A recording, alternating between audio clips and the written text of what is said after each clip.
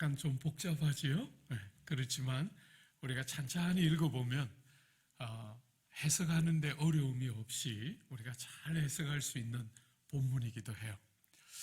여러분, 오늘 이 2장 우리가 앞부분은 시간 관계상 보지는 않았지만 느부갓네살이 꿈을 꿨어요. 여러분, 바벨론 제국은 66년 동안 그 근동지방, 이스라엘이 있는 그 근동지방의 패권을 잡은 국가였는데 66년 중에 43년을 느부갓네살 임금이 통치했어요. 그러니까 이 느부갓네살은 바벨론의 가장 위대한 임금이었고 실제로 고대 근동, 이스라엘 땅이 포함되어 있는 그 지역에 가장 탁월한 군주 중에 한 사람이었어요.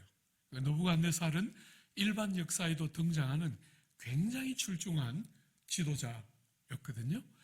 느부갓네살이 꿈을 꿨어요. 꿈을 꾸고 그 꿈 때문에 너무너무 괴로워서 그 바벨론 지역에 있는 총명한 사람들을 다 불러서 뭐라고 요청하느냐면 내가 꾼 꿈과 그 꿈의 해석을 알게 하라 이렇게 명령해요. 여러분, 꿈을 말해주지도 않고 자기가 어떤 꿈을 꿨는지 꿈도 알아맞히고 그 꿈의 내용이 뭔지도 설명해달라고 그 소위 말해서 바벨론에 많은 공부를 한 학자들을 불러다 놓고 그 요구를 하니까 많은 사람들이 불평하면서 이런 요구를 한 왕은 없었다는 거예요.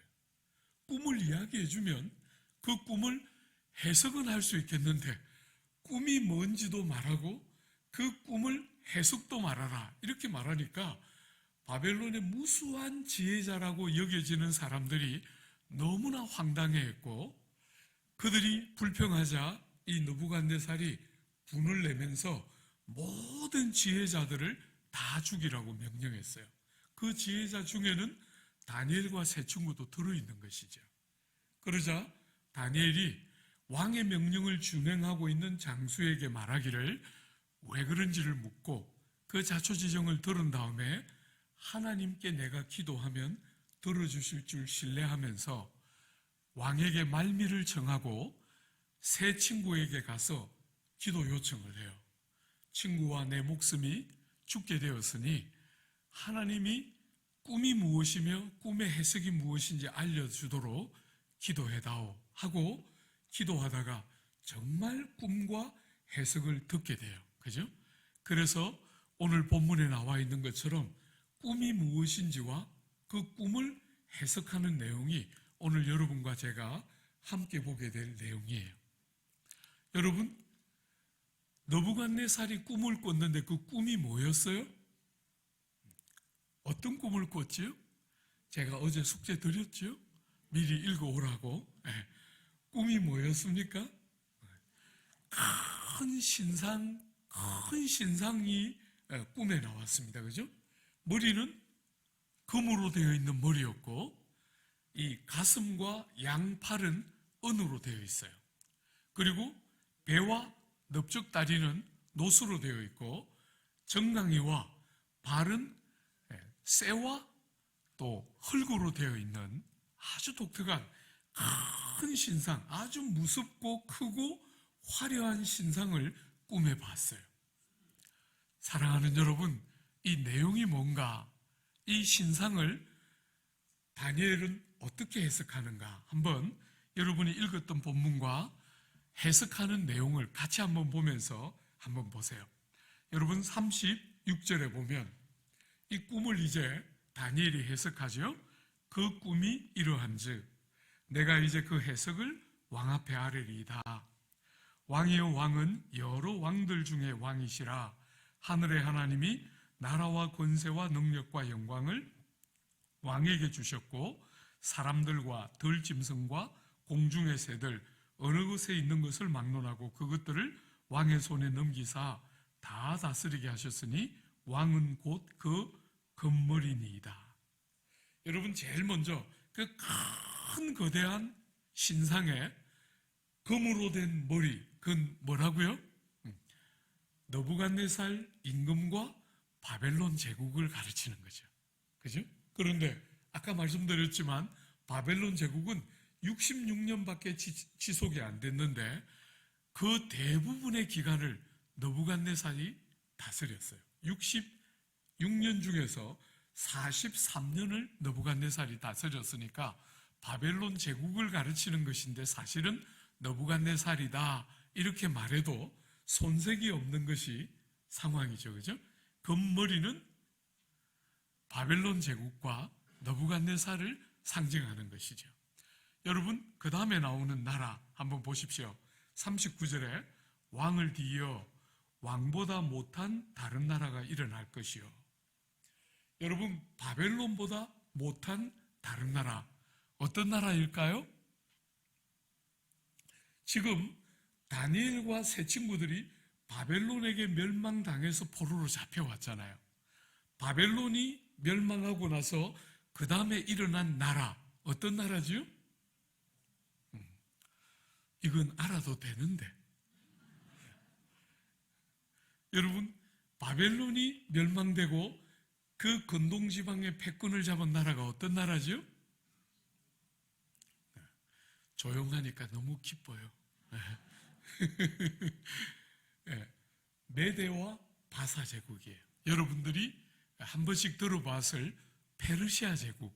그 페르시아 제국은 메대라는 지역과 연합국가였는데 메대는 금방 망하고 페르시아가 패권을 잡게 되면서 여러분이 세계사를 배울 때는 페르시아 제국이라고 배웠던 게 바벨론이 무너지면서 페르시아 제국이 패권을 잡고 나오는데 이 페르시아는 금머리인 바벨론에 비하면 여러분 바벨론은 고대 역사에 굉장히 특별한 제국이에요.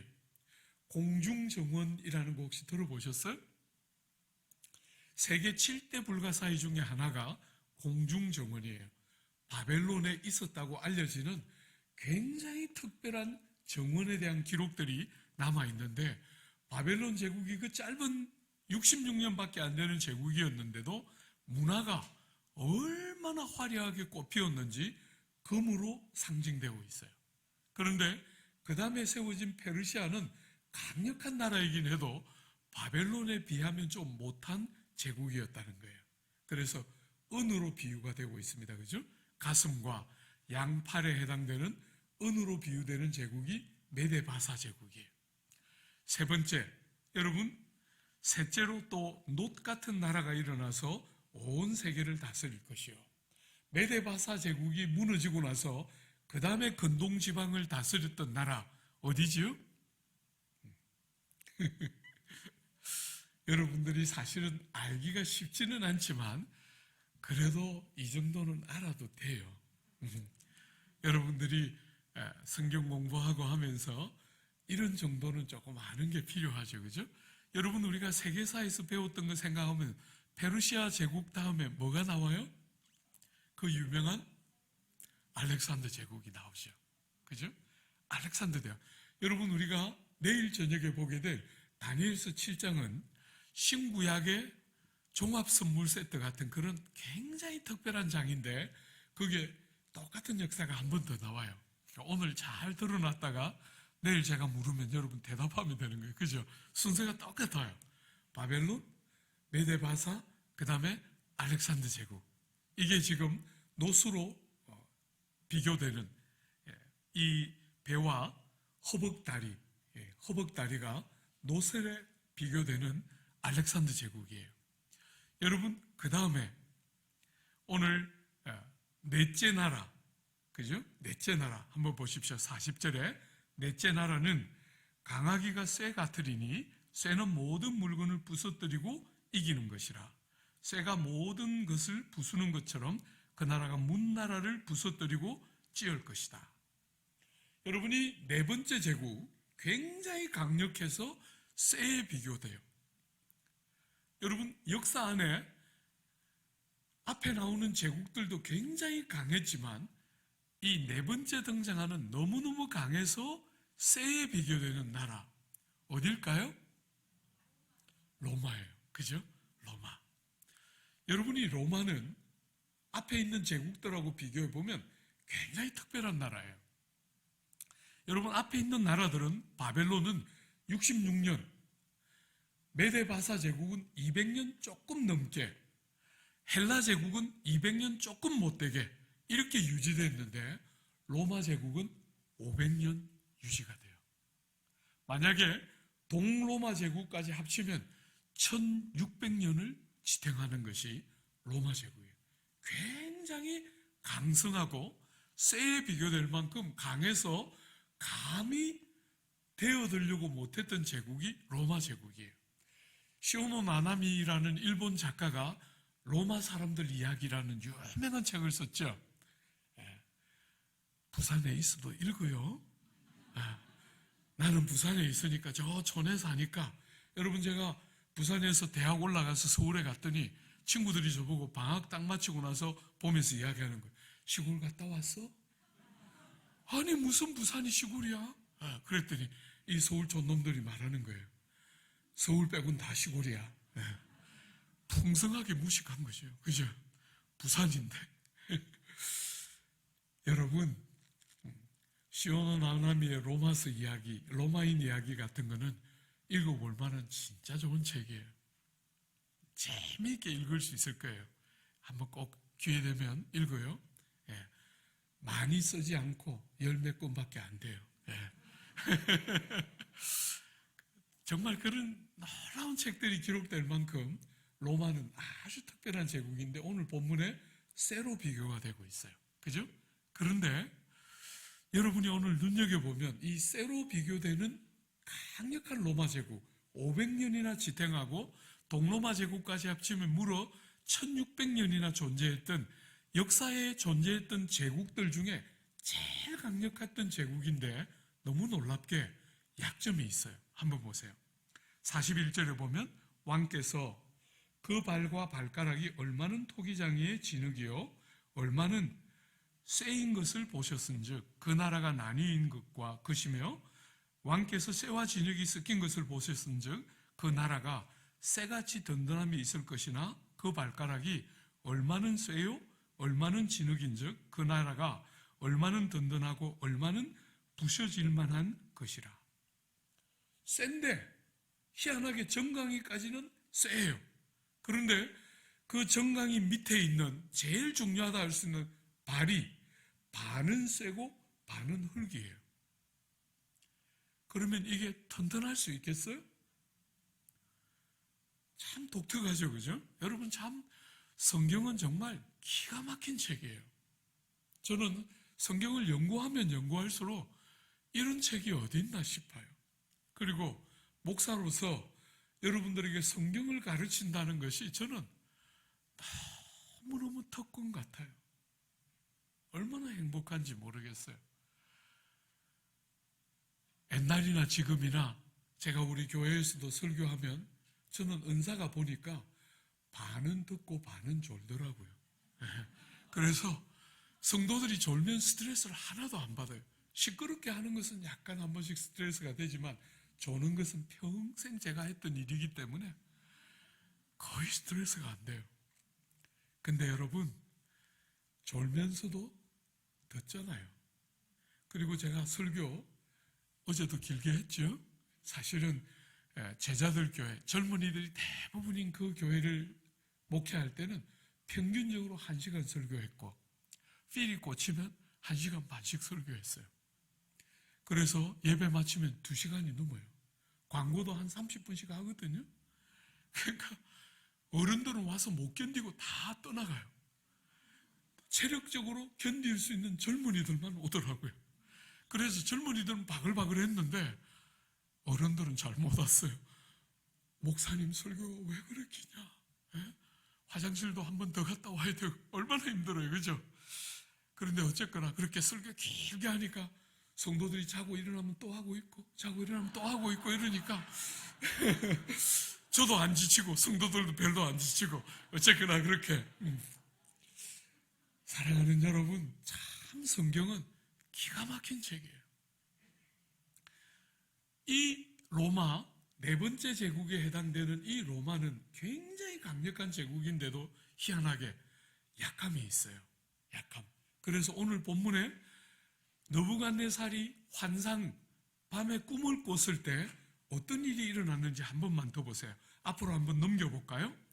여러분 42절이 제일 중요한 절 중에 하나인데 그거 다루기 전에 앞을 먼저 한 번만 보세요. 여러분 34절에 보면 그렇게 신상이 쫙 나오고 그 다음에 뭐가 등장합니까?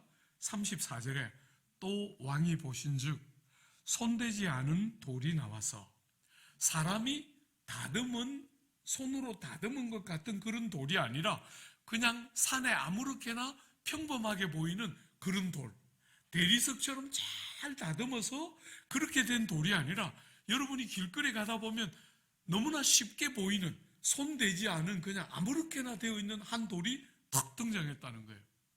그 돌이 등장해서 어떻게 됐어요? 신상을 쳤다는 거예요. 돌이 아무렇게나 생긴 돌이 하나 탁 등장해서 턱 신상을 쳤는데 그 신상이 위에서부터 아래로 다 무너지면서 35절에 보면 그때 쇠와 진흙과 녹과 은과 금이 다 부셔져서 여름 타작에 겨같이 되어 바람에 불려 간 곳이 없었다. 그렇게 금머리, 은가슴, 놋배, 쇠로 된 정강이와 발 이렇게 된 거대하고 무섭게 생긴 굉장히 크고 화려한 그 큰 신상이 아무렇게나 생긴 돌 하나가 턱 튀어나오더니 턱 치니까 그 신상이 다 무너지면서 바람에 겨가 불려나가는 것처럼 다 불려서 사라지고 뭐만 남았어요? 여러분 35절 하반절에 우상을 친 돌은 태산을 이루어 온 세계에 가득하였다. 오늘 이것이 이 지금 다니엘서 2장의 제일 중요한 핵심이에요. 무슨 말을 하고 싶어 하는 것일까? 그죠? 여러분 이런 제국의 역사가 여러분과 제가 고등학교 다닐 때 세계사를 배울 때 우리가 쫙 배웠잖아요. 바벨론, 메데바사, 그 다음에 헬라제국, 그 다음에 로마제국 이렇게 제국들이 쫙 흥망성쇠를 거듭하는 그 한가운데를 뚫고 돌 하나가 턱 튀어나왔다는 거예요. 그 돌이 딱 등장하자 이 돌이 그 엄청나게 광대해 보이는 신상을 쳐서 무너뜨렸는데 이게 무너진 상태로 폐허처럼 남아있는 게 아니라 바람에 불려 날아가는 겨처럼 다 날아가 버렸고 그렇게 크고 광대해 보이는 제국은 그 아무렇게나 생긴 돌에 의해서 바람처럼 전부 다 사라지고 없어지고 그 평범해 보이던 돌만 남아서 온 땅을 가득가득 채우고 영원토록 그 돌만 남았다. 이것이 지금 느부갓네살이 꾼 꿈의 내용이에요. 이제 이 제국의 흐름들을 다 말한 다음에 무슨 메시지를 하나님은 느부갓네살에게 하고 싶었는지를 한번 42절 가지고 한번 보세요. 여러분 42절 제일 중요한 절 중에 하나니까요. 같이 한번 읽어볼까요? 42절입니다. 이 여러 왕들의 시대에 42절. 죄송합니다. 44절이네요. 너무 죄송합니다. 44절. 같이 한번 읽어볼까요? 이 여러 왕들의 시대에 하늘의 하나님이 한 나라를 세우시리니 이것은 영원히 망하지도 아니할 것이요 그 국권이 다른 백성에게로 돌아가지도 아니할 것이요 도리어 이 모든 나라를 쳐서 멸망시키고 영원히 쓸 것이라. 여러분 이렇게 제국이 흥망성쇠를 거듭하는 이 세상 한가운데를 뚫고 어떤 일이 있다는 거예요? 하늘의 하나님이 하나님의 나라를 이 땅에 시작하신다는 거예요. 이게 뭐겠어요? 여러분 이것은 구약인데 다니엘서는 구약인데 신약과 연결시켜서 해석해보면 이게 뭐겠어요? 우리가 어제 보았던 예수께서 이 땅에 오셔서 제일 먼저 하신 설교가 뭐였냐면 때가 찼고 하나님의 나라가 가까웠다 이렇게 설교했잖아요. 그죠? 때가 찼다. 그 때가 무슨 때가 찼다는 거예요? 다니엘 시대에 느부갓네살의 꿈에 나타났던 그 미래에 일어날 일에 때가 찼다는 거잖아요. 예수님이 이 땅에 오신 사건을 성경은 굉장히 다양한 관점에서 해석해 주는데 그 중에 아주 중요한 관점 중에 하나가 뭐냐면 예수님이 하나님이신 그분이 사람의 몸을 입고 이 땅에 오실 때 어떤 일이 일어난 거예요? 하나님 나라가 이 제국이 흥망성쇠를 거듭하는 바벨론과 메데바사와 헬라와 로마가 이렇게 흥망성쇠를 거듭하는 세상 한가운데로 하늘의 하나님이 당신의 나라를 아들을 보내심으로 시작하시는, 그래서 그 제국들은 때가 되면 무너지고 사라지고 없어지고 망하는데 하나님이 시작하신 아들과 함께 시작하신 그 나라는 망하는 법이 없이, 국권이 다른 백성들에게 넘어가는 법이 없이 그 나라가 망하거나 흥망성쇠를 반복하는 세상 나라와 다르게 그 나라는 영원토록 쇠하지 않고 망하지 않는 완전한 하나님의 나라가 그리스도 안에서 예수와 함께 이 땅에 시작되었다.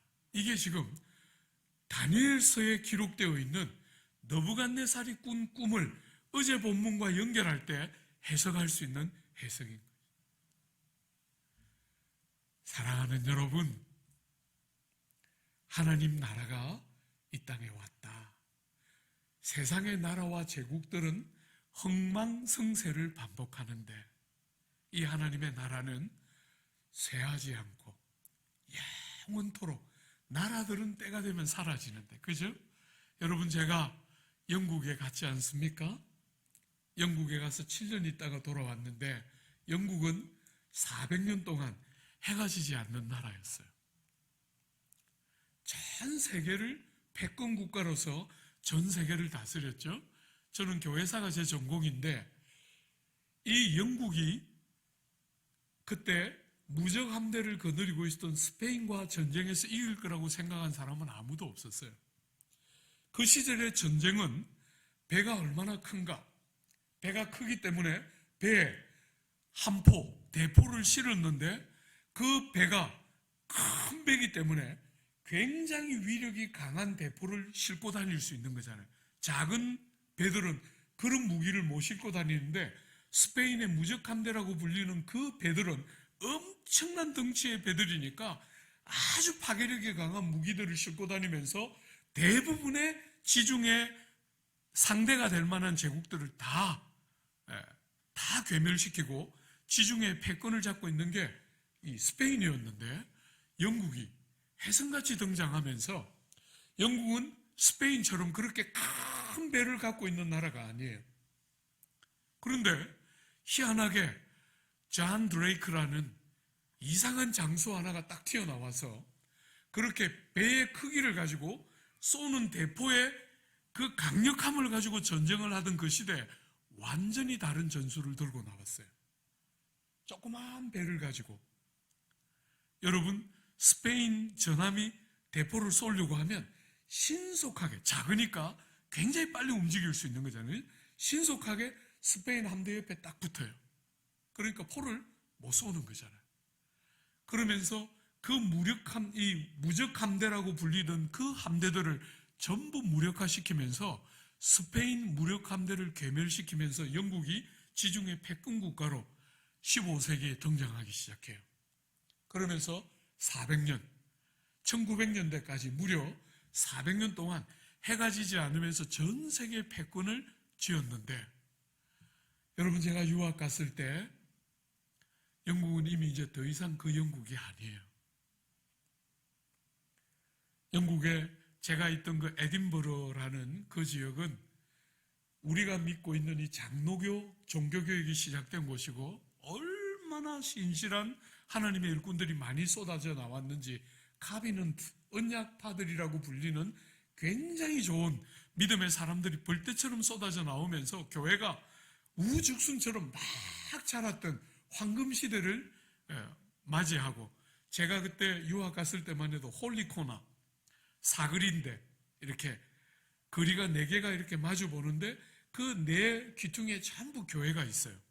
그래서 사람들이 홀리코나라고 부를 만큼 교회가 어마어마하게 번창했던 그 땅에 유학을 갔을 때 교회는 이제 거의 힘을 잃어버리고 해가 거의 져서 과거의 영광을 거의 다 잃은 상태에 유학을 갔어요. 사랑하는 여러분, 해가 질 것 같지 않은 영국도 때가 되면 해가 졌어요. 그죠? 세상 나라들은 때가 되면 그렇게 흥망성쇠를 반복해요. 우리가 자라고 우리가 살았던 이 세상은 미국이 패권을 쥐던 세상인데, 여러분, 제가 볼 때 이제 미국은 점점 쇠약해져 가고 있어요. 중국이 저렇게 거칠게 일어나는데 미국이 중국이 더 이상 패권을 갖추지 못하도록 온갖 방법으로 억누르는데도 제가 볼 때 미국이 이길 수 있는 싸움이 아닐 거라고 봐요.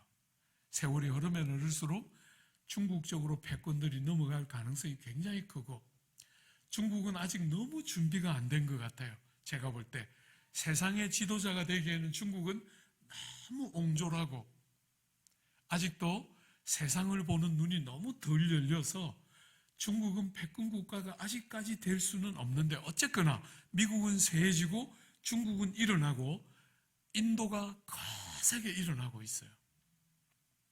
사랑하는 여러분, 때가 되면 나라들은 흥망성쇠를 거듭해요. 여러분, 우리가 어릴 때만 해도 러시아가 저렇게 될 줄, 소련이 저렇게 될 줄 누가 알았겠어요? 우크라이나하고 전쟁하는데 한 주먹이면 이길 거라고 생각했는데 절절매고 있잖아요. 그죠? 러시아가 저렇게 완전히 몰락하기 시작해요. 사랑하는 여러분, 그런 세상 속으로 주님이 땅에 오시면서 당신의 나라를 갖고 오시고, 그 나라는 국권을 빼앗기는 법이 없는 나라고, 세상 나라처럼 흥망성쇠를 반복하는 게 아니라 영원토록 계속 존재하면서 확장되어 가는 나라가 하나님 나라다, 이렇게 말해요. 오늘 이 어려운 주제지만 굉장히 중요한 주제를 본문을 가지고 몇 가지만 한번 정리해 볼게요. 사랑하는 여러분, 우리가 믿고 속해 있는 하나님의 나라와 우리가 오늘 눈으로 보고 있는 이 세상 나라의 중요한 차이가 뭔가?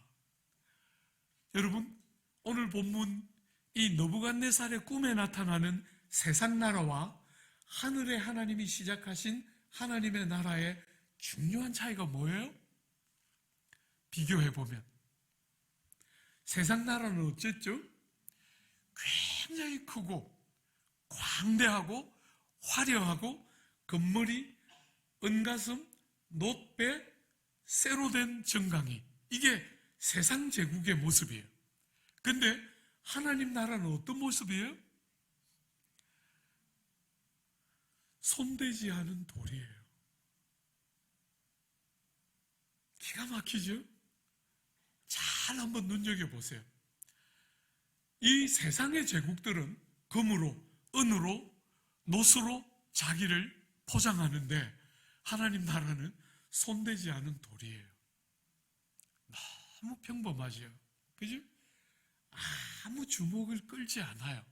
세상 제국들은 온통 다양한 것으로 주목을 끌어요.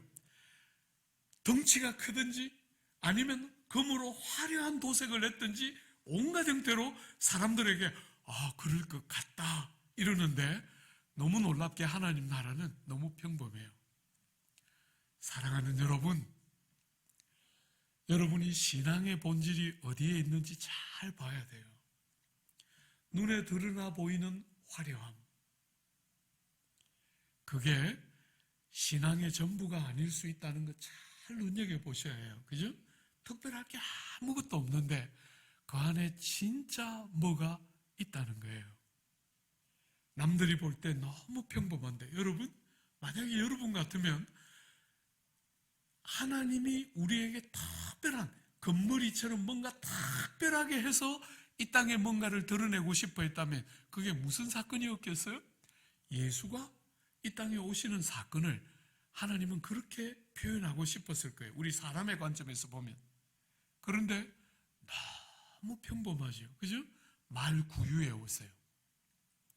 세례 요한의 탄생 스토리와 예수님의 탄생 스토리가 같이 등장하는데 사복음서에 보면 놀랍게 요한은 아버지가 요한이 태어나기 전에 말을 못해요.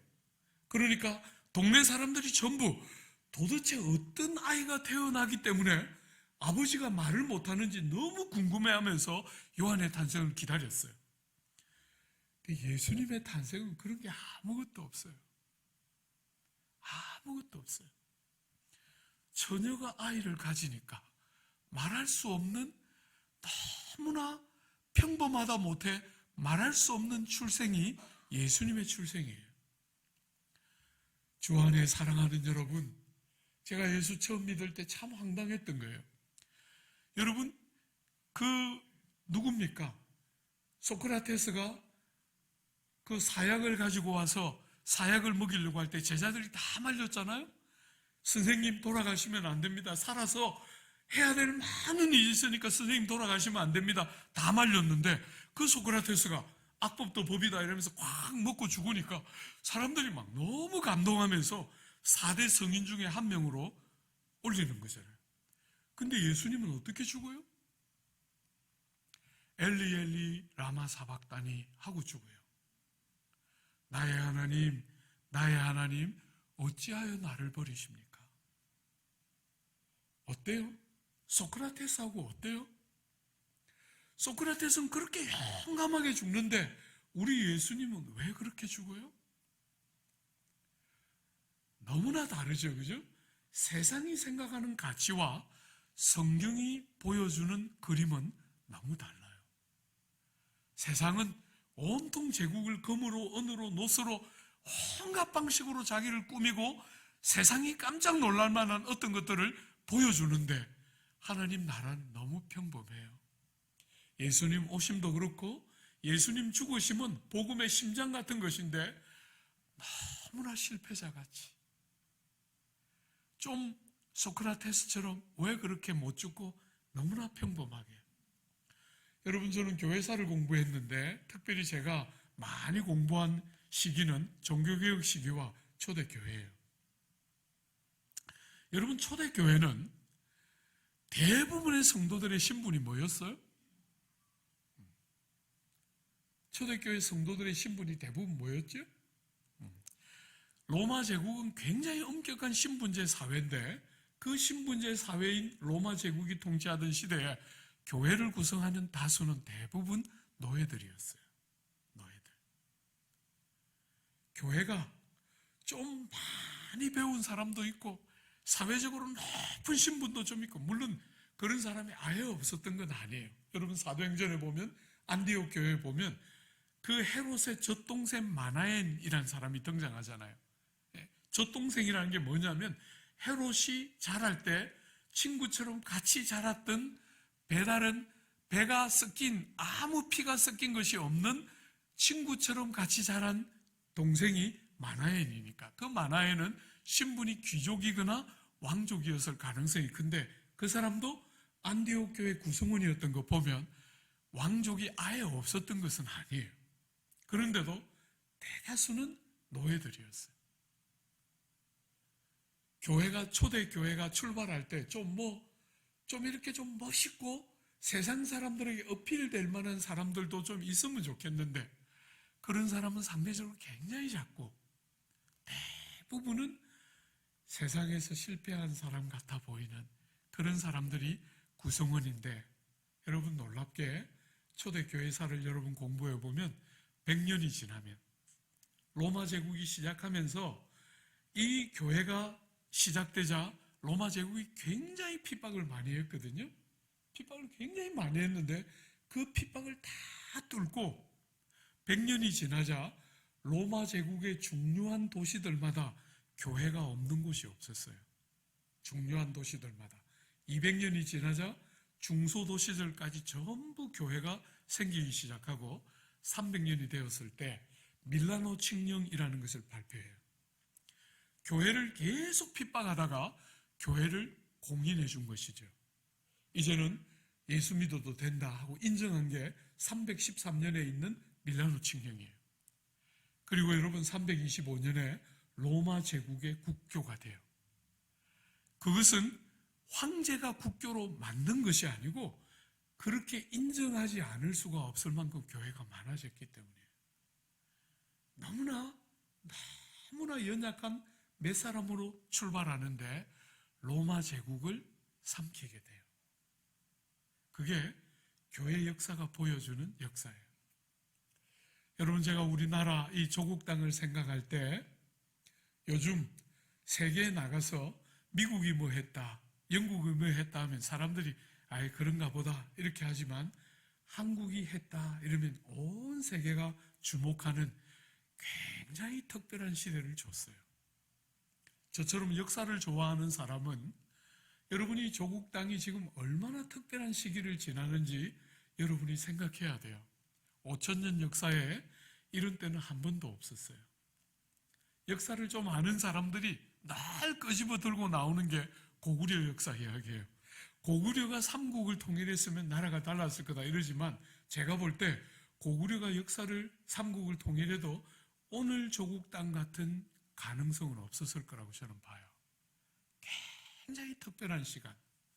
여러분, 식민지를 겪고 해방과 함께 내전을 겪어서 민족이 민족을 총뿌리를 겨누면서 완전히 잿더미 위에서 시작했는데 이렇게 일어선 나라는 없어요.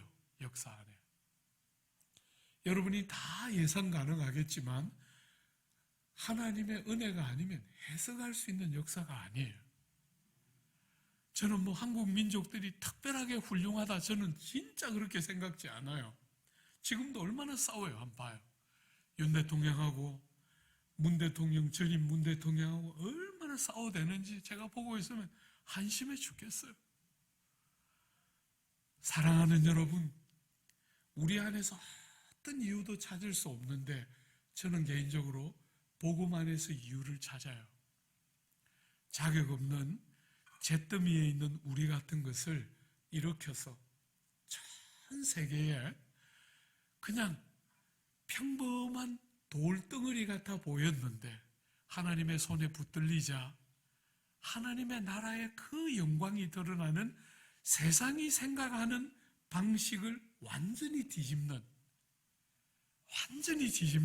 하나님 나라가 이 땅에 들어온 것이죠.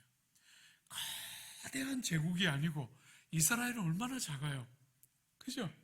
이스라엘은 그 강대국 탐방군에 있는 조그만 소 국가에 불과한데 그것도 북이스라엘은 아수르에 망하고 남유다는 바벨론에 망한 그 처참한 제국에 생명의 말씀을 위탁한 거예요. 그렇게 연약한 제국에 하나님 나라는 돌덩어리 같아요. 잘 다듬은 대리석도 아니고 너무 평범하고 흔하디 흔해서 아무도 주목하지 않는데 그 안에 어마어마한 역사가 일어나기 시작하는 것이 하나님 나라의 역사예요. 사랑하는 여러분, 저는 성도들을 섬길 때 성도들은 자주 그 사람의 학벌, 그 사람의 능력, 그 사람의 집안, 그 사람의 가문, 그 사람의 부모 이런 것을 가지고 사람을 평가해요. 그러니까 여러분 혹시 제 이름 어디 써져 있나요? 여기 있네요. 네. 화종부, 화씨 봤어요? 네, 못 봤죠? 그래서 한자 좀 하시는 어른들이 제가 이렇게 강사로 가면 저보고 물어요. 본이 어딥니까? 이렇게 물어요. 그럼 제가 농담 반 진담 반 아브라함 화씨입니다. 이렇게 말합니다. 예. 족보로 내세울 게 아무것도 없어요. 아무것도 없어요. 아브라함 화씨다. 너무 통쾌하고 행복한 거 있죠. 우리 집사람만 해도 박의 끝에 박씨예요. 왕족이에요. 천민의 자식을 만나서 고생 진탕하면서 너무 미안해요. 한 번씩. 어쨌거나 사랑하는 여러분, 온 세상은 전부 그런 신화로 가득 차 있는데 전부 왕족이고 전부 족보를 거슬러 올라가면 범접할 수 없는 놀라운 가문들인데 성경은 그런데 아무 관심이 없어요. 사랑하는 여러분, 세상이 가지고 있는 논리와 신화, 그런 방식으로 사람을 보고 자기를 보고 열등감을 느끼거나 우울감을 느끼는 어리석은 일을 조국 사회는 반복하지만 여러분, 하나님 나라는 달라요.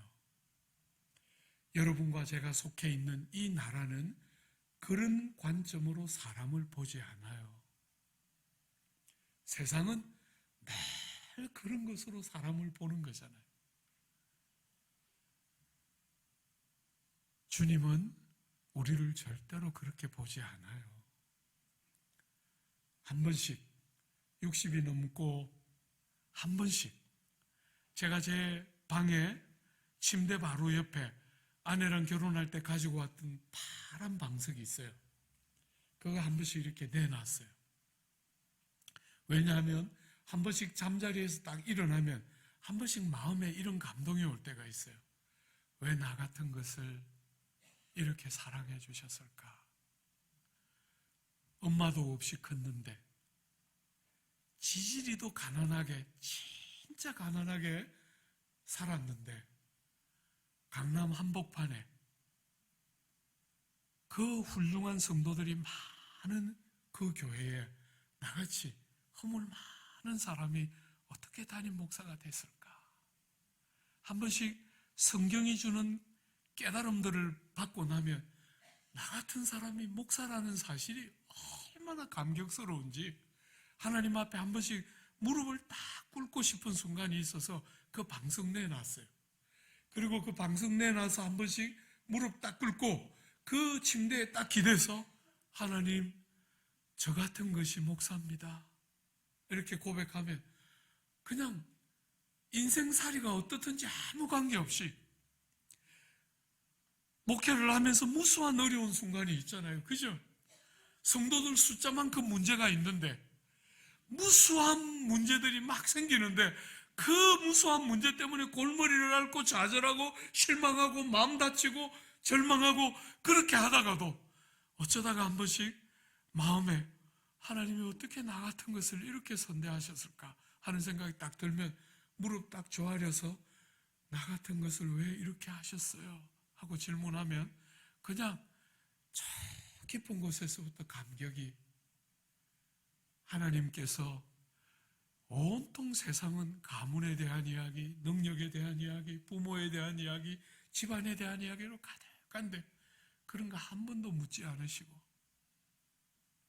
예수 믿는지, 은혜를 아는지, 예수의 흔적이 내 삶에 묻어 있는지 그런 게 뭔지를 아는지 그거 보시고 아무것도 내 안에 합당한 것이 없는데도 불구하고 그런 거 하나도 따지지 않으시고 자격 없는 우리를 은혜로 전혀 다른 기준을 가지고 우리의 삶에 찾아오시고 우리의 삶을 간섭하시고 만져주시는 다른 하나님의 나라, 세상의 제국, 세상의 나라들과 다른 기준으로 우리를 바라보시고 대하시는 주님의 귀한 나라. 여러분과 제가 예수를 믿는 순간 우리는 이 땅에 속해 있지만 조국 대한민국에 속해 있지만 동시에 하나님 나라 안으로 들어와서 이 땅을 살면서 동시에 하나님 나라를 같이 사는 거잖아요.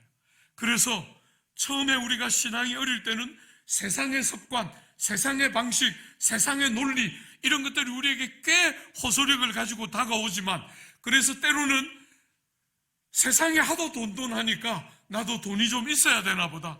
세상에 하도 학벌하니까 나도 학벌이 좀 있어야 되나. 내 자식이라도 학벌이 있어야 되나.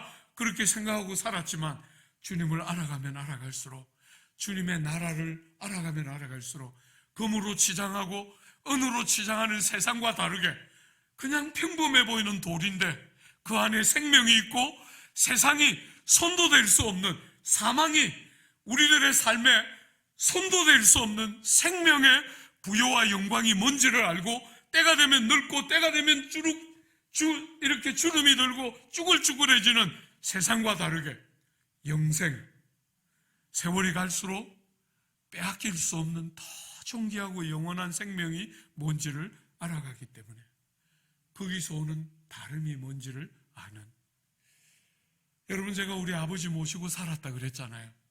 늘 백사를 입으로 대뇌이셨던 그 아버지가 하루는 제 방에 신문을 들고 막 쫓아 들어오셨어요. 우리 별로 안 친하거든요. 그런데 그냥 신문을 들고 막 문을 열고 막 다 들어와서 아들 이거 봐 그러는데 그 동아일보, 그때 우리 집에 아버지하고 동아일보 보고 있었는데 일면에 뭐라고 썼어요? 인간 게놈지도 완성하다. 그 옆에 조그맣게 이렇게 조그만 부제로 무병장수의 시대가 열린다. 이렇게 우리 아버지가 늘 꿈꾸던 그날이 이제 온다고 그냥 되는 막 그거 가지고 막 제 방에 막 안 친한데 나는 그렇게 안 하고 싶은데 이 어른이 막 들어와서 막 딱 보여주면서 너무 좋아하는 거예요. 근데 그 아버지가 제가 퇴근을 하고 집에 딱 오면 저 앞을 지나가면서 허리를 이렇게 두드리고 다리를 한 번씩 저시고 이렇게 저 앞을 그렇게 왔다 갔다 하세요. 그러면 아내가 제 손을 딱 잡고 방에 들어가서 당신이 퇴근하기 전까지 아버님 이렇게 잘 걸었는데 당신이 딱 퇴근하는 순간 아버지가 왜 다리를 저는 거야? 이렇게 저보고 물어요. 우리 아내는 잘 모르는 거죠. 네. 왜 아버지가 당신이 퇴근하면 그렇게 저는 거야? 이렇게 물어요. 여러분은 다 알죠? 며느리는 알 수 없지만 여러분은 다 알 거예요. 그죠? 아들아, 아빠 얼마 안 남았다? 용돈도 좀 두둑히 주고 그래라. 뭐 이렇게 이제 시위를 하는 거잖아요. 그러면 이 효심이 가득한 아들이 거기다 목사 아닙니까? 아버지 방에 가서 아버지 다리를 저시는 아버지의 모습이 너무 마음이 아픈데 제 이 건강한 다리 바꿔드릴까요? 이렇게 말하면 아들이 아버지가 얼마나 마음이라도 좋겠어요. 근데 그렇게 안 하고 입이 살아있는 목사잖아요. 그래서 아버지한테 가서 늘 말했어요. 아버지 너무 오래 써서 부속품이 닳았어요. 80년이 넘게 85세 돌아가셨거든요. 80년이 넘게 쓰셨잖아요. 그러니까 불편하다 아프다 하지 마시고 잘 쓰고 주님 나라에 가시면 주님이 새 걸로 다 바꿔주시면서 니는 이렇게 잘 쓰고 왔구나. 너무 마음이 기쁘다. 이렇게 말하면서 전부 완제품으로 바꿔주실 거예요. 그러니까 절대로 불편하다 아프다 하지 마시고 잘 쓰고 가세요. 이렇게 제가 한 번씩 아버지한테 아버지가 막 뒤에서 막 뒤통수를 대고 막 무슨 말씀을 하는데 들리진 않지만 무슨 말을 하는 게 이렇게 칵 전달이 돼요. 저걸 그냥 아들이라고 길러놨더니 아무 소용이 없구나 뭐 이런 이야기를 하셨을 것 같아요. 사랑하는 여러분, 그 아버지 85세 돌아가셨을 때 제가 돌아가시기 전까지 여러 번 여쭤봤어요. 아무리 봐도 제대로 믿는 거 안 같아가지고. 아들이 얼마나 까다로운 사람이에요. 여러분 제가 잘 웃으니까 사람들은 제가 사람이 마음씨가 좋을 거라고 자꾸 착각해요. 그렇지 않습니다. 웃기는 잘 웃지만 사람들을 요구하는 기준은 굉장히 까다로워요. 아버지 진짜 거듭났는지 제가 여러 번 복음을 전했어요. 이쪽으로 한번 저쪽으로 한번 여러 번 물었는데 너무너무 감사하게도 너무나 명확한 신앙 고백들을 쏟아내시더라고요. 그래서 아버지가 돌아가시기 직전에 정말 너무너무 행복했어요. 사랑하는 여러분, 많은 사람들이 백수에 대한 신화를 붙들고 죽음에 대한 이런저런 공포와 두려움들을 갖지만 성도인 여러분과 저는 그런 사람이 아니에요. 우리도 아무리 예수 잘 믿어도 죽음이라는 과정은 지나가잖아요. 그죠? 그렇지만 존재가 없어지는 것이 아니에요. 여러분과 제가 죽음이라는 과정을 딱 통과할 때 우리는 몸을 가지고서 이 땅에서 우리가 아무리 소원해도 이룰 수 없었던 정말 비교할 수 없는 하나님과의 더 가까움과 구원의 더 온전함을 죽음이 우리를 찾아올 때 우리는 지금 우리가 누리는 구원의 기쁨과 비교할 수 없는 영광 안으로 들어가게 돼요. 그래서 빌립보서에 보면 바울은 말하기를 내가 죽어 주와 함께 있는 것을 더 기뻐하고 원한다. 이렇게 말하는 거예요. 고린도 후서에 보면 여러분과 제가 죽으면 육신 장막이 딱 무너지면 그때 그게 끝이 아니고 존재가 소멸되는 게 아니라 손으로 짓지 않은 집. 여러분, 여러분의 몸, 이 땅을 살아가는 동안 우리에게 주시는 몸을 뭐라고 표현했냐면 육신장막이라고 표현했어요. 여러분의 몸은 텐트에다 비교를 한 거예요. 텐트는 비바람이 불면 그건 견딜 수 없는 거예요. 그죠? 잠시 여러분들이 피할 수 있도록 그늘을 만들어주고 너무 심한 재해가 아닌 약간의 가벼운 어려움으로부터 여러분을 보호해주는 게 텐트잖아요. 그 육신장막이 딱 무너지면 그게 끝이 아니고 하늘로부터 사람의 손으로 짓지 않은 집, 텐트가 더 이상 아니고 집이 우리에게 있다는 거예요. 여러분이 육신장막이 딱 무너지면 그게 끝이 아니고 지금과 비할 바 없는 더 영광스러운 구원의 진전된 상태 안으로 나아가게 되고, 그런 상태에서 구주가 이 땅에 오시면 완전한 구원의 영광, 몸까지 주님의 몸으로 바뀌는 영원한 구원의 영광 안으로 들어가게 되는 거예요. 주님이 당신의 한편에 달려서 죽는 강도를 향해서 네가 오늘 나와 함께 낙원에 있으리라 이렇게 말씀하셨어요.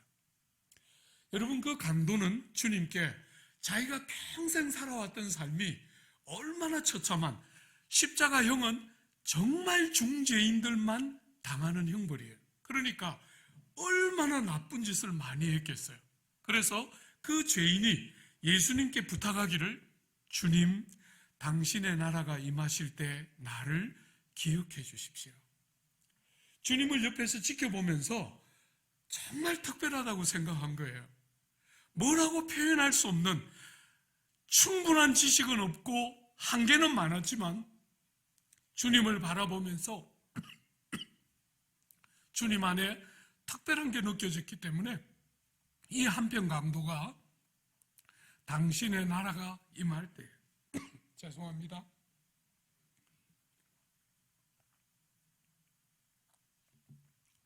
당신의 나라가 임할 때 나를 잊지 말고 한 번만 기억이라도 해주시면 좋겠습니다. 이렇게 부탁한 거예요. 근데 주님 뭐라고 대답하셨어요? 기다릴 필요 없이, 당신의 나라가 임할 그때를 기다릴 필요 없이 네가 오늘 나와 함께 낙원에 있을 것이다. 이렇게 말씀하셨어요. 왜? 하나님 나라가 왔기 때문에. 사랑하는 여러분, 여러분들은 이 세상을 살아가면서 어떤 나라에 속해서 삽니까? 눈에 보이는 화려한 건물이와 이 가슴으로 구성되어 있는 나라 안에 속해 삽니까? 아니면 평범해서 특별할 것이 아무것도 없을 것 같은데도 믿음의 눈이 열어서 진리가 데려가는 대로 이미 그리스도의 오심과 함께 우리에게 시작된 한편 강도가 들어간 주님의 그 낙원, 하나님의 통치가 적용되기 시작하는 그분의 나라, 그 나라 안에 이 땅에 몸을 담고 살면서도 여전히 그분의 나라 안에 속해서 이 땅에 있지만 땅에만 속해 사는 것이 아니라 하나님 나라가 뭔지를 알고 세상 방식으로 힘의 논리, 돈의 논리, 성공의 신화에 붙들려서 사는 게 아니라, 사랑하는 여러분, 우리 때문에 종이 되신 예수님처럼, 어제 제가 여러분들에게 말씀드렸지만 왕이 되고 높아지고 사람들에게 명령하고 떵떵거리며 사는 것을 원하는 게 아니라 주님이 우리에게 가르치신 하나님 나라 백성들의 다른 형태의 삶. 여러분, 저는 목사인데 60이 넘은 목사인데 집사람이 저보고 늘 말해요. 제발 어디 가서 부부싸움한 이야기 좀 하지 마라. 60이 넘은 목사가 할배 아니냐, 할배. 할배가 어디 가서 우리 부부싸움에서 이런 말 제발 좀 하지 마. 창피해 죽겠다. 40살 때 하면 애교라도 되는데 60이 넘어서 그런 말 좀 하지 말라는데 할 말이 별로 없어서. 네. 아내랑 제가 참 많이 싸우면서 부부 생활을 했는데, 우리가 싸우면 대부분의 경우에 제가 사과를 해요. 아내도 사과를 안 한 건 아니지만 확률로 볼 때 제가 더 많이 하고 그 사람은 끝까지 버티고 이렇게 했어요. 여러분, 어느 날 제가 그때 옥스퍼드에서 목회를 할 텐데, 어느 날 그날도 부부싸움을 심하게 했는데, 제가 이제 집에 들어가서 이야기했어요. 여보, 내가 생각해 보니까 내가 잘못했어. 미안해. 그랬더니 집사람이 제 눈을 이렇게 똑바로 쳐다보면서, 오늘 당신의 사과에는 진정성이 결여되었다, 이렇게 말했어요. 그래서 제가 뚜껑이 딱 열렸어요. 진정성은 나한테 맡겨둬. 그것까지 왜 네가 간섭하냐? 그건 나한테 맡기고 내가 이렇게 사과하면 받아줘야지. 도대체 무슨 여자가 그렇게 눈을 딱 뚫어지게 보면서 진정성이 모자란다. 도대체 그게 무슨 말이냐 이러면서 막 제가 이전보다 더 심하게 싸웠어요. 그리고 딱 돌아서는데 너무 부끄럽더라고요. 너무 부끄럽더라고요. 제가 생각해도 진정성이 결여되어 있었거든요. 여러분, 제가 그때 참 크게 깨달았어요. 여러분, 부부관계를 성경은 뭐라고 말했죠? 하나다, 이렇게 말했어요. 하나. 여러분, 적당히 관계가 어물쩍 넘어져가는 그런 관계가 아니에요. 부부관계라는 것은 하나이기 때문에 진정성이 없이는 통하지가 않아요. 그냥 제스처로 어려움을 면하기 위한 방식으로 적당히 대하면 해소가 되는 관계가 아닙니다. 이 관계는. 제가 어제도 말했잖아요. 부부관계는 세상 사람들이 말하는 것처럼 우리는 덜 싸우고 너무 행복한 부부이기 때문에 다시 태어나도 저 남자 만날 거예요. 그런 게 아니에요. 부부 생활하면서 여러분 배우라고 준 게 그게 아니라는 거예요. 한 사람을 사랑하는 것이 이렇게 마음이 진실하게 다루어지지 않으면 사랑이 전달되지 않고 중심의 진정성이 전달되지 않으면 어떤 말을 해도 의미가 없구나 하는 것을 여러분들은 부부가 같이 살면서 뼈저리게 배우는 거잖아요. 그러면서 그렇게 배운 사랑과 관계의 진정성에 대한 그 목마름을 그대로 담아서 교회 안에서 아내고 남편이 아니지만 진실하게 사람들을 대하고 세상처럼 덜 다투고 막연하게 좋은 관계를 유지하는 게 아니라 아플 때, 눈물 날 때, 행복하고 기쁠 때 정말 함께 누군가 같이 울어주고 같이 웃어주는 바로 그것이 교회 공동체 안에서 여러분들이 피부치처럼, 제가 젊은 시절에 그 대학생 모임에서 그 사랑하는 형들과 누나들을 통해서 경험했던 것처럼 내가 그렇게 힘들고 어려울 때 나처럼 울어주는 사람이 있었다는 거잖아요. 자기 문제처럼 그렇게 아파하면서 내가 그렇게 울 때 정직하게 마음을 공유해주면서 함께 울어주고 함께 깊이 기뻐해주면서 나의 복락을 자기의 복락처럼 생각해주는 그 사람을 그 20대에 만난 거잖아요. 사랑하는 여러분, 하나님 나라에 속해서 산다, 형식적으로 말하는 게 아니라 여러분이 어떤 삶을 사는지 한번 보면 여러분이 어디에 속해 있는지가 보인다는 거예요. 하나님 나라가 들어와서 여러분이 이 땅을 살아가면서 흘리는 땀, 여러분의 눈물, 여러분의 수고, 믿음으로 살았던 그 어떤 행위도 하나도 그냥 땅에 떨어지는 법이 없이 주님이 다 보시고 당신의 병에 여러분의 땀은 땀대로 눈물은 눈물대로 다 받아서 하나도 땅에 그냥 떨어지는 법이 없이 여러분이 믿음으로 살았던 신실한 삶이 평생토록 여러분을 따라다니면서 하나님이 여러분의 삶을 기억하시고 알아주시는 그 영생을 사는 하나님의 백성의 나라의 질서에 속해서 살아가는지, 아니면 때가 되면 거창하고 탁월해 보였는데 바람에 나는 겨처럼 아무것도 잡을 것이 없는, 아무것도 남은 것이 없는, 흔적도 없는 그런 나라에 속해서 사는지 한번 보라는 것이에요. 조국 교회가 조국 사회로부터 욕을 듣는 이유는 이렇게 아무것도 붙들 것이 없는 세상에 여러분과 저를 보면서 나도 저 사람들처럼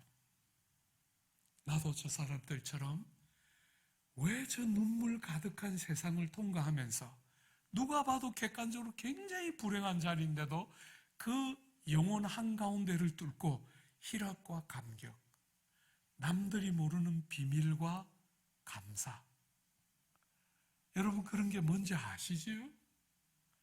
세상 사람들 눈에는 실패자 같아 보이는데 그 눈물과 아픔이 그 많은 세상에 고난이 고난을 잇대고 있는데 희한하게 하나님이 그 영혼 속에 샘을 터친 것처럼 위로가 있고 남들이 이해할 수 없는 감사가 있고, 사랑하는 여러분 많이 가졌는데 아무것도 자랑하고 싶지 않고 하나님이 은혜로 선물로 주신 것 때문에 자기 자랑, 자기 높임, 자기에 대한 어떤 신뢰를 쌓는 것이 아니라 주신 하나님을 영화롭게 하고 하나님께 감사하는 다른 삶, 그게 여러분이 세상을 사는 방식인지 한번 보라는 거예요. 사랑하는 여러분, 저도 이제 60이 넘고 보니까 많은 게 보여요. 여러분, 대학 시절에 주님 뜨겁게 만나서 그 이후부터 40년 넘는 세월을 되는 대로 안 살았습니다. 대충 안 살았습니다. 정말 뼈지게 살았어요. 노력하고 최선을 다해서 살았는데 60을 딱 넘는 순간에 아내하고 저하고 같이 이렇게 쭉 자랐거든요. 대학교 1학년 때부터 같이 만나서 쭉 같이 자랐어요. 나이도 같고 학번도 같고 많은 세월을 같이 보냈는데 둘이 똑같이 60이 딱 넘는 시간에 정말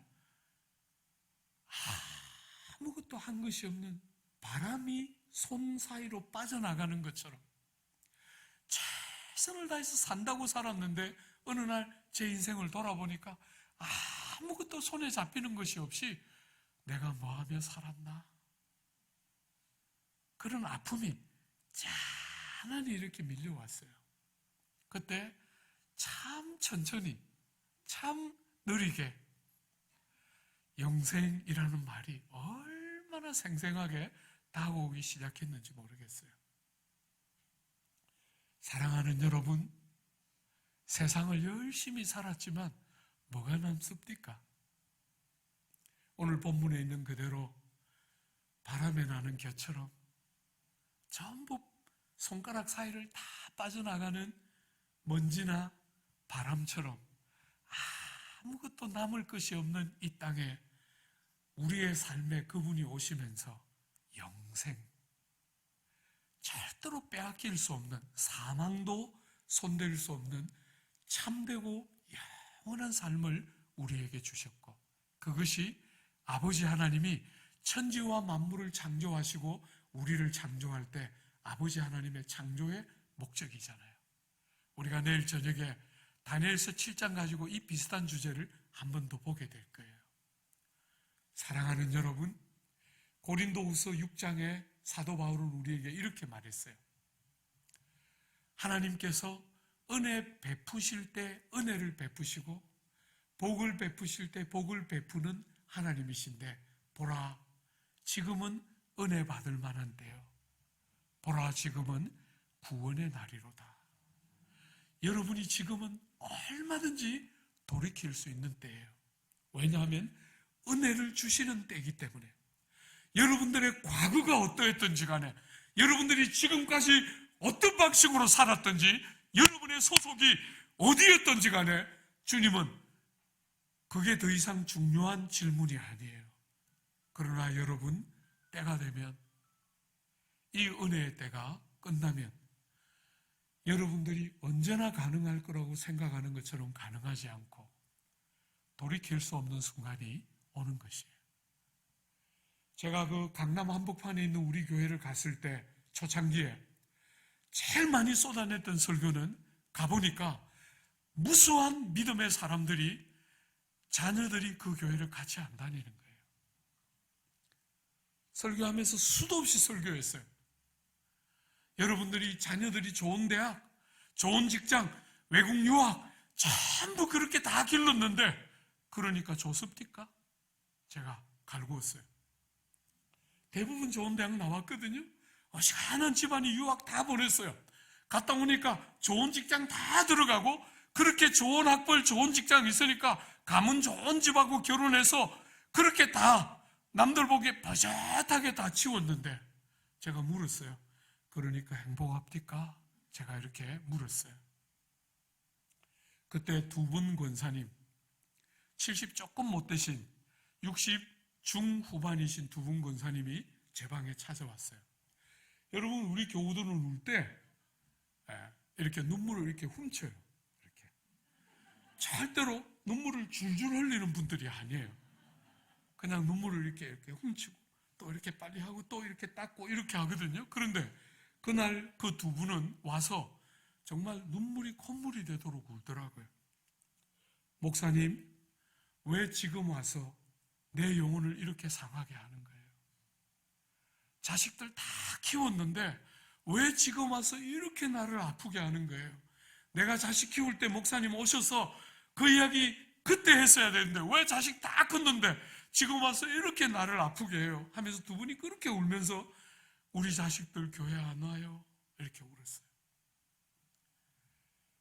30, 40의 황금 같은 시간을 교회 바깥에서 세상에 자리 잡고 세상에 성공하고 세상 보란 듯이 살아가고 있는지는 모르겠지만 영생이 뭔지, 이 땅에서 그렇게 열심히 살지만 때가 되면 바람을 잡는 것처럼 다 빠져나갈 때 아무것도 붙들어줄 것이 없는 그 어리석은 삶에 인생을 다 쏟아붓는 30대, 40대를 보고 있으면 억장이 무너지는 것 같아요. 저 보석 같은 시간을 주님과 관계없이 주님이 주시는 이 영원한 참된 것에 대한 아무 눈여름도 없이 그저 세상하고 달려가다가 어느 날 아무것도 아닌 정말 겨같이 날아가는 것을 보고 나면 우리 사랑하는 자녀들이 어떻게 될까? 나도 60이 넘을 때 그 허무감이 밀려왔을 때 집사람하고 자주 이야기했어요. 안 믿는 사람들은 이럴 때 어떻게 살까?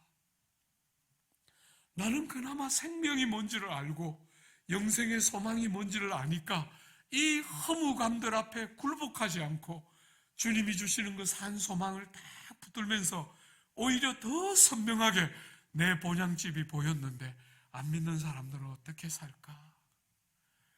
사랑하는 여러분, 이런 게 뭔지 아십니까?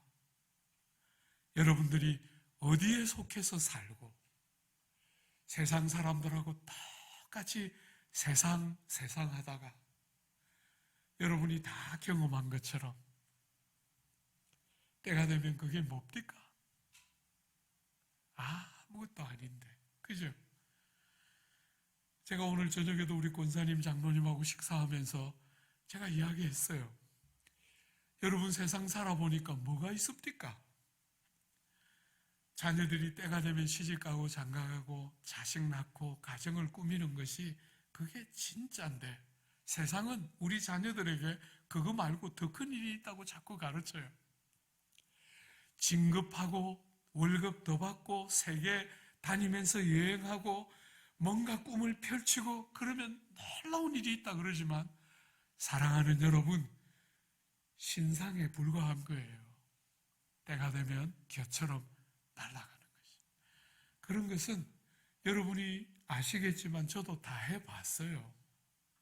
그죠? 다 했는데 그런 건 진짜 아무것도 아니더라고요. 그런데 세월이 갈수록 주를 아는 이 지식은 너무 선명하게 여러분 한 사람 한 사람이 이 은혜의 때에 절대로 시간을 허투루 보내지 않고 은혜 받을 때에 은혜를 받고 정말 그분의 나라에 속해서 여러분의 남은 평생을 아무것도 땅에 떨어지거나 버릴 것이 없는 그 복되고 영화로운 성도다운 삶 모든 성도들이 살아주시고 그런 여러분의 교회 안에 무수한 생명들이 거듭나는 그래서 영적인 갓난아이들의 울음소리가 그치지 않는 교회가 남성교회가 되기를 기대하고 축복합니다.